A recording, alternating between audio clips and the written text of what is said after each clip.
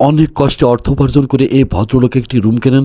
রুমটি এতই ছোট ছিল যে কোনো আসবাবপত্র রাখা যেত না, তাই তিনি সিদ্ধান্ত নিলেন নতুন করে রুম ডেকোরেশন করার। তিনি একজন ইঞ্জিনিয়ার ডাকলেন। ইঞ্জিনিয়ার এসে প্রথমে লোয়ার অ্যাঙ্গেল দিয়ে একটি খাটের ফ্রেম তৈরি করলেন এবং তা কাঠ দিয়ে ঢেকে দিলেন। উপরে কাঠ দিয়ে ঢেকে দিলেন এবং নরম বিছানা পেতে দিলেন। খাটের নিচে ড্রয়ার তৈরি করলেন। ড্রয়ারের ভিতরে প্রয়োজনীয় জিনিসপত্র রাখলেন এবং তা আটকে দিলেন। খাটের গা ঘেঁষে একটি আলমারি তৈরি করলেন। আলমারির ভিতর তোশক রাখলেন, জামাকাপড় রাখলেন এবং তা গ্লাস দিয়ে আটকে দিলেন। জানালার কোণে একটি আলমারি তৈরি করলেন, ভিতরে বইপত্র রাখলেন এবং তা গ্লাস দিয়ে আটকে দিলেন।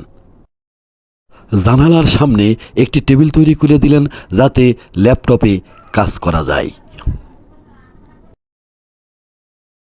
খাটের পাশের দেওয়ালে একটি বক্স তৈরি করলেন। বক্সের ভিতরে বইপত্র রাখলেন এবং মোবাইল চার্জারও ব্যবস্থা করে দিলেন। চ্যানেলটিকে সাবস্ক্রাইব করুন।